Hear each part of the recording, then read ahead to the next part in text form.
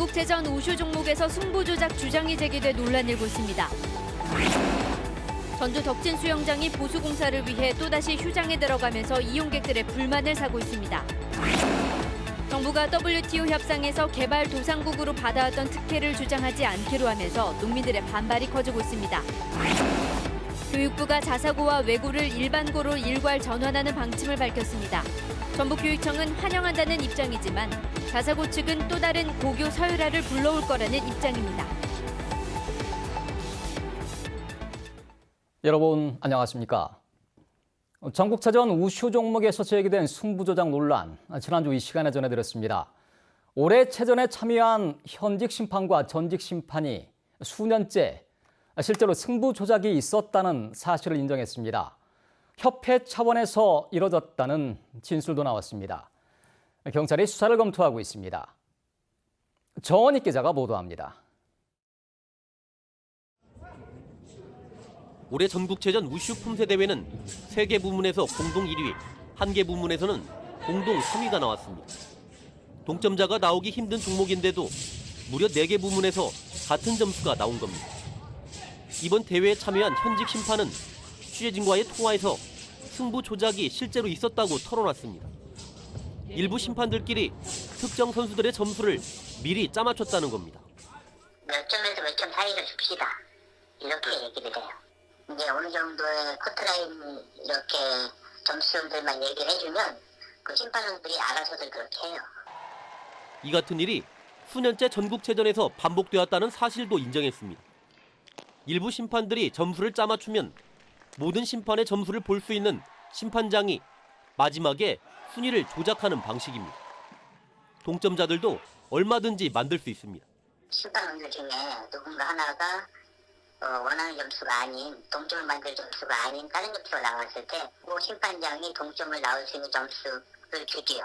다른 그 심판원들의 점수를 다 보니까. 전국체전 우슈 전직 심판 역시 승부 조작 사실을 인정했습니다. 또 이 같은 일들이 우슈 협회 차원에서 이뤄져 왔다고 실토했습니다. 심판장 혼자 스스로는 그런 부분은 할 수 없는 부분이기 때문에 위에서 내려와야 그렇게 할 수밖에 없는 거죠. 심판장의 지시를 따르지 않으면 여러 불이익도 뒤따랐다고 주장했습니다.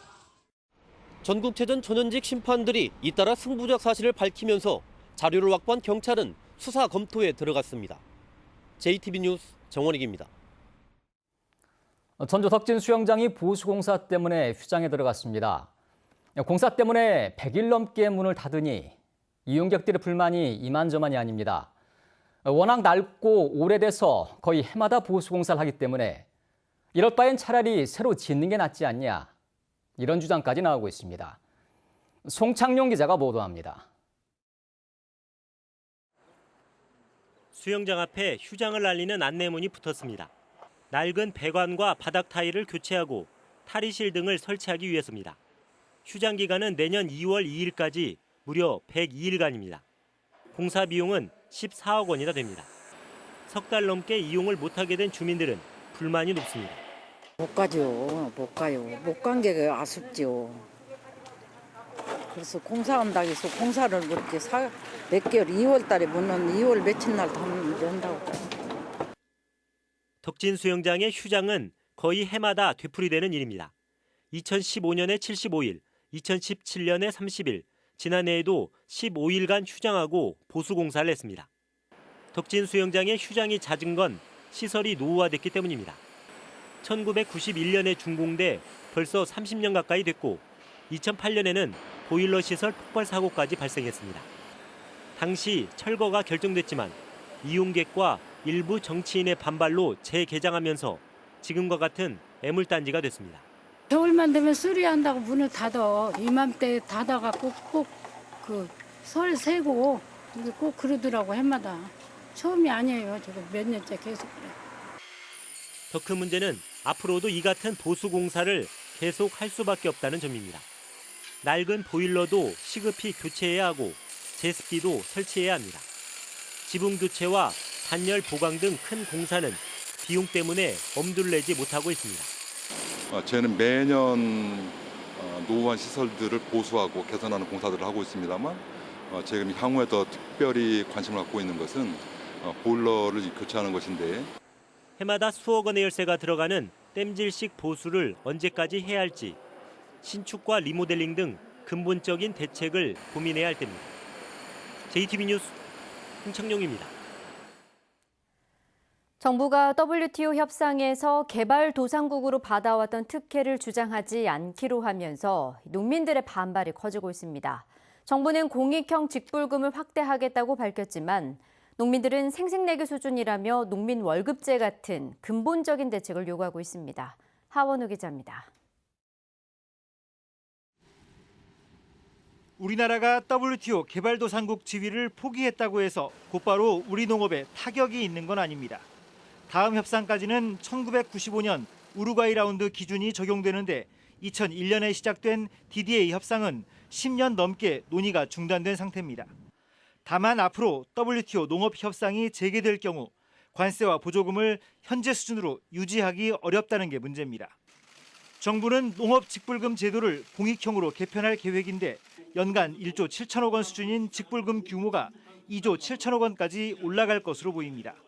우리 농촌의 지속 가능한 발전을 위해서는 그 최저한의 어떤 소득을 정부가 이제 보존해주는 그런 어떤 보조금에서 소득 보전 쪽으로 농민단체들은 소득 보전은커녕 생색내기에 불과하다며 반발하고 있습니다. 쌀을 포함한 농산물 전반에 대한 수입 개방 압력이 높아지면서 농산물 가격이 더 떨어질 것이라며 근본적인 대책을 요구하고 있습니다. 미국에서 이번 개독지를 포기를 빌미로 해서 밥살용 수입을 더 요구를 했을 때 우리나라는 받을 수밖에 없는 상황이 있다는 겁니다. 그렇게 되면 결국에는 쌀값은 떨어질 것이고. 농민단체는 농업 예산을 대폭 확대하고 농민 월급제를 도입해 최소한의 소득을 보장해야 한다고 주장하고 있어 직불금제 개편을 앞두고 적잖은 진통이 이어질 전망입니다. JTB 뉴스 하원호입니다. 전북 군산형 일자리의 제도적 기반을 마련하기 위한 후속 조치가 본격 추진됩니다. 전라북도는 명신 컨소시엄이 내년 3월부터, 새만금 컨소시엄이 내년 5월부터 신규 인력을 채용할 계획이라며 협약 이행을 위해 상생협의회를 구성하고 운영 규정과 역할 등에 대한 세부적인 운영 체계도 마련할 계획입니다. 또 상생형 일자리의 근거가 되는 국가균형발전특별법 일부 개정안이 올해 안에 통과될 것으로 보고 상생형 일자리 사업 공모도 준비하기로 했습니다. 민주당 주요 인사들의 잇단 잡음과 관련해 민주당과 평화당이 날선 신경전을 이어가고 있습니다. 민주평화당은 논평을 내고 이항로 진안군수의 낙마에 이어 총선 유력 주자인 이상직 중소벤처기업진흥공단 이사장이 금품을 돌린 혐의로 선관위 조사를 받고 있다며 민주당 안호영 도당위원장의 사과를 촉구했습니다. 민주당은 이에 대해 이항로 군수 건은 이미 여러 방식으로 유감을 표해왔으며 이상직 이사장 문제는 아직 조사가 끝나지 않았는데도 평화당이 정치 공세로 이용하고 있다고 맞받았습니다. 국회에서 내년도 국가예산 심의가 시작된 가운데 전라북도가 최대 4천억 원의 증액을 목표로 잡았습니다.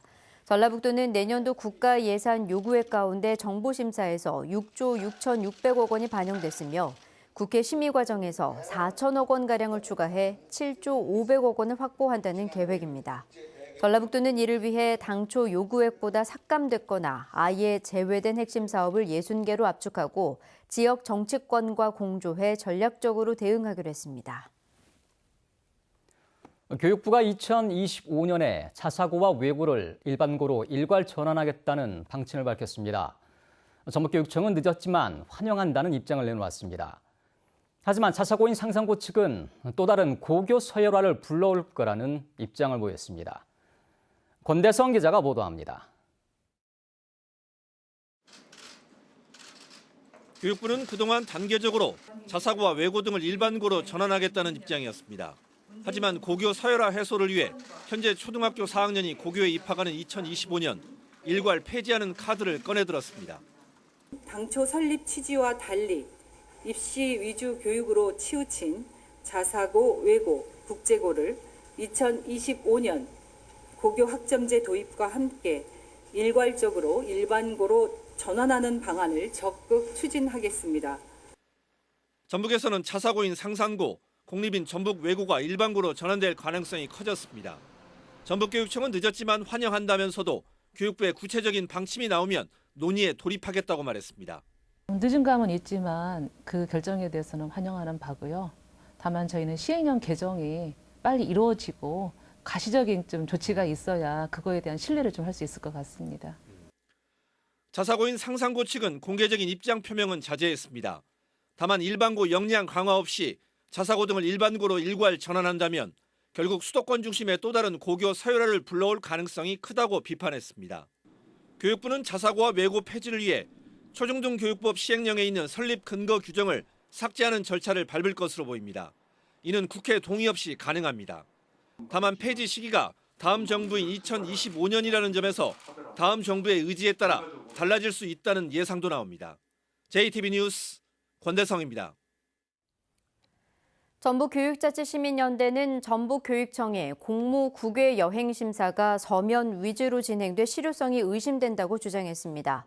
전북교육자치시민연대는 전북교육청이 지난 2014년부터 5년간 125차례에 걸쳐 공무 국외 여행을 심사했는데 모두 서면으로만 이루어졌다고 밝혔습니다. 또한 심사 결과도 원안대로 통과돼 심사 절차가 요식행위에 그친다는 의구심을 지울 수 없다고 덧붙였습니다. 전북교육청이 비리 혐의가 드러난 완산학원이 운영하는 중고교에 교장과 행정실장을 파견했습니다. 전북교육청은 오늘부터 완산학원 임시이사회 요청에 따라 교장과 행정실장을 파견해 학교 운영의 정상화를 돕는다고 밝혔습니다. 또한 검찰 수사 결과 등을 바탕으로 추가 감사를 진행하고 있고 그 결과에 따라 비위 교원 등에 대한 징계 처분을 요구할 예정입니다. 내일 오후에 전주시 여의동과 효자 4동 일부 지역에 대한 수돗물 공급이 일시 중단됩니다. 전주시는 배수지를 청소하기 위해 내일 오후 1시부터 오후 6시까지 5시간 동안 여의동 용흥마을과 두현마을, 효자 4동 원상림마을과 안심마을 등에 대한 수돗물 공급을 중단한다고 밝혔습니다. 전주시는 단수 시간에 앞서 미리 물을 받아 놓을 것을 해당 지역 주민에게 당부했습니다. 건물 화재로 전기 공급이 끊긴 경우에도 119 등 비상 신고 전화가 가능해집니다. 전라북도는 이동통신사, 한국전기안전공사 등과 함께 건물 내 비상발전장치에 이동통신 중계기 전원을 연결해 화재 등으로 정전이 발생한 경우에도 이동통신 서비스가 작동할 수 있도록 할 계획입니다. 전라북도는 우선 사람들이 많이 모이는 대학 도서관과 대형마트, 영화관 등 도내 160여 개 건물에 대해 우선 공사를 실시하고 대상 건물을 확대할 계획입니다. 재난에 대응하기 위한 안전한국훈련이 오늘부터 다음 달 1일까지 닷새간 열립니다. 내일은 한빛 원전 침수로 인한 방사능 유출과 OCI 군산공장의 화학물질 누출 사고에 대비해 주민 대피와 현장 통제, 비상진료소 운영 등을 점검하고 모레는 민방위 날과 연계해 지진 대피 훈련이 이뤄집니다. 내일은 대체로 흐린 가운데 새벽 한때 북부 내륙 지역을 중심으로 5mm 안팎의 비가 내리겠습니다. 서해안 지역에는 바람이 강하게 불겠습니다. 아침 최저 기온은 8도에서 12도로 오늘보다 7, 8도가량 높겠습니다. 낮 최고 기온은 전주 18도, 무주 17도, 진안 15도 등으로 오늘과 비슷하겠습니다. 전주기상지청은 당분간 일교차가 10도 이상 크게 벌어지는 가운데 선선한 날들이 이어질 것으로 내다봤습니다.